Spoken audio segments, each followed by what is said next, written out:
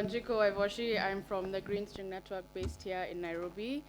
The Green String Network's 8-year journey demonstrates why healing-centered, community-initiated, and community-based and culturally contextualized interventions are vitally important.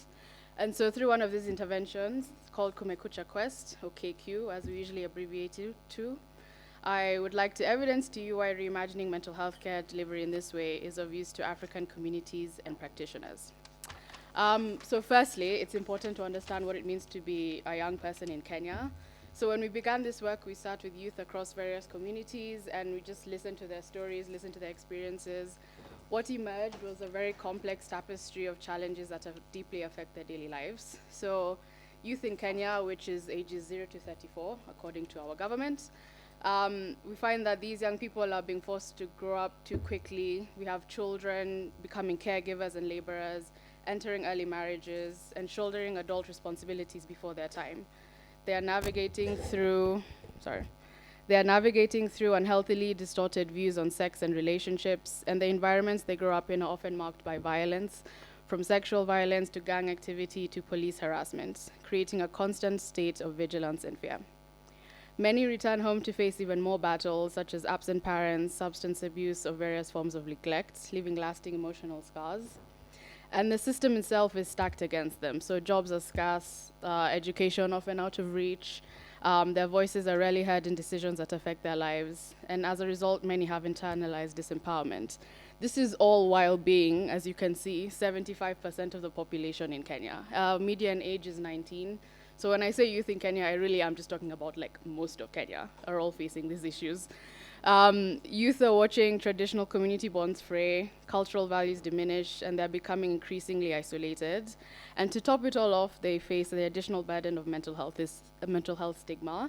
Although on this one, I will say the younger generations are doing a very good job of trying to normalize talk around this and kind of break the stigma for everyone.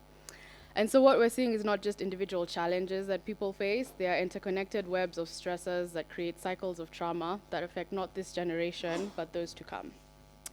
So perhaps no better exemplification of this exists currently than the still ongoing anti-regime protests that brought the country to a standstill earlier this year.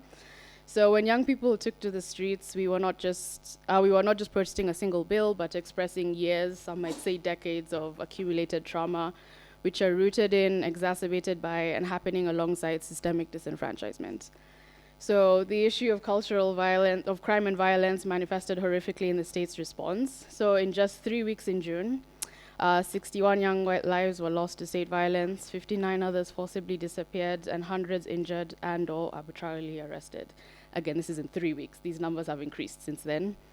As I speak now, the city's morgues are actually filled to the brim with hundreds of unidentified bodies, and they've had to stop taking any more, which is a grim testament to the true scale of this violence against our youth. So all of these things are traumatizing in and of themselves to the individuals involved, the communities around them, and youth in general who are witnesses to and the victims of them. But they also compound the already dire and traumatic circumstances that brought these youth out in the first place.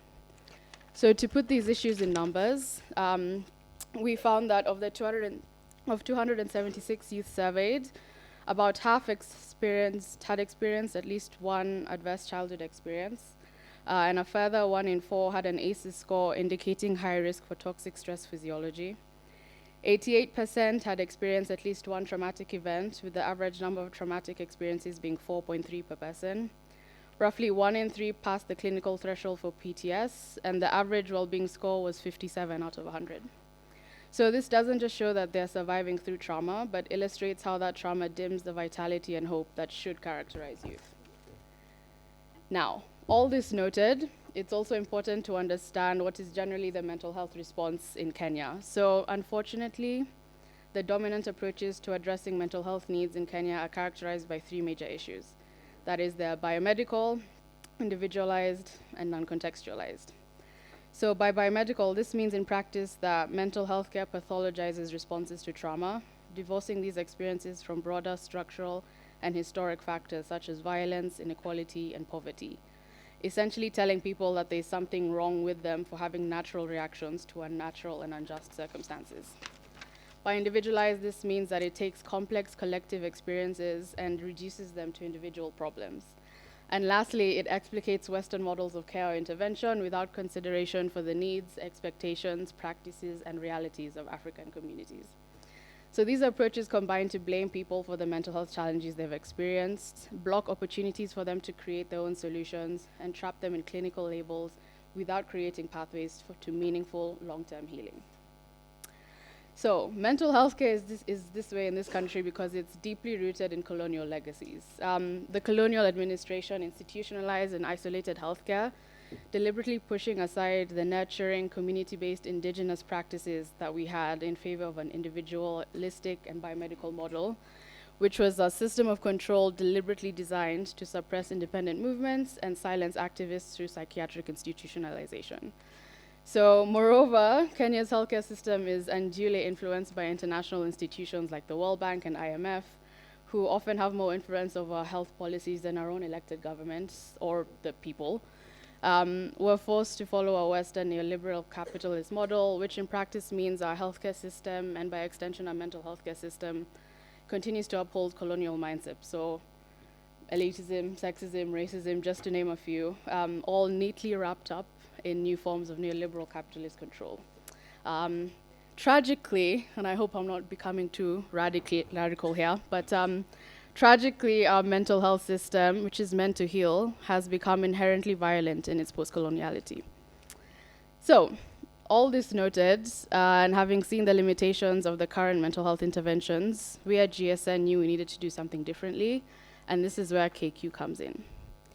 So what makes KQ truly unique in its vision of transformation. So instead of imposing solutions from outside or bringing in internal experts to fix problems in communities, we empower local youth who understand their community's pain points, who know what healing looks like in their context, and who are committed to sustaining positive change in their communities to become these agents of change and to become the architects of their own healing. The movement comprises 3 programs in 2 distinct stages. We're generally targeting ages 10 to 24.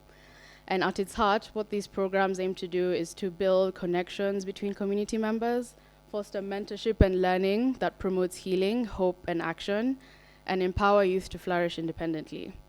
So our vision is not just to help individuals cope, but to nurture trauma-informed, nonviolent, connected, and emotionally regulated young people who can then transform their entire communities.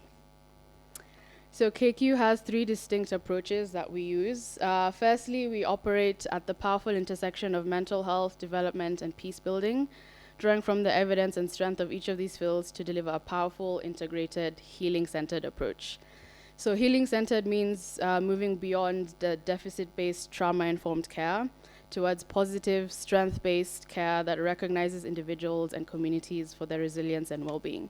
So in practice, it means moving from asking what is wrong with you or even what happened to you to a more affirming stance of who are you, what is right with you, and what is right with your community. Secondly, we operate in the lower foundation of the WHO's service organizational model, which is that pyramid you see in the diagram. So we focus on both self and community care within a cultural context in what is known as community-initiated and community-based care. So by strengthening these kinds of solutions, we're not only taking the pressure off the important specialized services at the top of the pyramid, but bringing healing back to people in a manner that is ultimately way more effective and sustainable. This approach is not just about providing services, it's about empowering communities to be their own first line of support, using solutions that emerge from their own wisdom and experience, rather than waiting for external validation or intervention. And lastly, thirdly, we use storytelling and play that feels natural to our communities, art and imagery that speaks to local experiences, and embodied practices drawn from our own traditions as our main method of delivering the curricula. Building on these to remove these programs from a sort of classroom setting into a more informal and culturally contextualized space. So this is because we recognize the transformative power of art and culture, specifically local art and culture, in promoting resilience and personal growth, and in using what was already deeply embedded in our cultural fabric to facilitate healing. So we are intentionally returning to the wisdom of our communities that we have always had, so to kind of mimic what Denise was saying earlier in the last presentation. And so how does this all come together, and why does it all work? So The result of these three approaches is that KQ goes against the grain in a number of ways. So the practices generally out there are centered on Western principles. They are largely individualized, and ultimately this framing means they are non-contextualized and, to be quite honest, just foreign to us. In contrast, we are rooted in cultural practices and principles, and that means we are communal instead of individualized. We are contextualized rather than generic. We are familiar rather than foreign, community-led instead of expert-driven, based in communities instead of institutions, and non-pathologizing and strength-based versus pathologizing and deficit-based. Crucially, KQ is an African solution to an African problem. The problem being foreign models of care that we have adopted with little scrutiny of their application to our needs, expectation, realities, and practices. So at KQ, what we believe and what we are trying to do, and I think are doing, is moving away from this, instead creating approaches that truly reflect and value our community's needs, wisdom, and ways of healing. And what does this all actually achieve? So our results show three major areas of transformation. So firstly, at the cognitive level, we see improved awareness and understanding of trauma, better emotional regulation and healthier coping practices, leading to overall well-being and decreased post-traumatic stress. Increased overall well-being, sorry. Second, at the personal level, participants were seen to develop stronger self-acceptance, self-esteem, and a sense of agency. They became more resilient and, importantly, developed what we call futures consciousness, which is the ability to see beyond immediate challenges to longer-term possibilities. Thirdly, at the community level, we see improved social connections and stronger community engagement. And then all of these in turn then led to broader attitudes of peace, trust, forgiveness, and reconciliation. And these results we saw replicated across the three age groups that we work in, leading to a ripple effect of healing through entire communities. So to highlight a few examples of this healing, we found that beneficiaries felt affirmed and empowered in themselves, such as this one participant who said that they felt worthy, another that learned that they were, quote, never broken, and another who testified that they now have self-drive and hope in anything that happens to them. But some of the more powerful stories we had from our beneficiaries was those of letting go of hurt, seeking reconciliation, and finding peace, such as one participant who said they, quote, used to suffer so much pain from conflicts, but now they reach out to people concerned and reconcile, and their heart remains lighter, end quote. And another who stated having achieved tranquility from learning to control their anger. To put all of these in numbers once again, in contrast to where these youth were when they started, we found that most notably, 100% of young adults demonstrated increased trauma awareness and mental health knowledge post-program. 68% experienced an improvement in overall well-being, 85% of those of which were clinically significant improvements. 58% experienced a decrease in their levels of PTS, and in fact, of the PTSD scores we registered at baseline, 65% of them dropped below the threshold of 2.5 at endline. Now, to bring it all back to why we're here these 2 days, all this noted, why should we consider this method of delivery when it comes to mental health care? So when we talk about closing the gap in Africa, we need to look beyond just clinical solutions. With limited clinical resources across our continent, non-clinical delivery is not just an option, it's, I believe, a necessity. And why is it? Well, first of all, healing-centered care is holistic, systems-aware, affirming, and dignifying. It acknowledges the whole being, not just their symptoms, orients around the person and not the problem, dignifies them as a human being and not a vessel of illness, or problems to be fixed. Current interventions generally work towards making people better, acclimatizing them to unnatural or unhealthy situations, and doing little, if anything, to address these situations, no one's understandably unhealthy responses to them. Healing-centered care is imperative in systemically traumatized societies. It's not just about helping people survive in broken systems, but empowering them to understand, challenge, and transform those systems while honoring their lived experiences and dignity. Community-initiated and community-based care should be the foundation of clinical mental health care, not the other way around. We're not saying that clinical interventions are unimportant or do not have a place in African societies, but to utilize them solely is to deny the power and ability of people and to promote reliance, disempowerment, passivity, and ultimately the continuation of colonial legacies. So if nothing else, community-initiated and community-based care enhances the effectiveness of clinical delivery by streamlining it to attend to those who most seriously are in need of it and providing for supportive environments for individuals once they have left it. But more than that, they acknowledge and respect individuals and communities as active agents in their own healing process and not as helpless experts without expert intervention.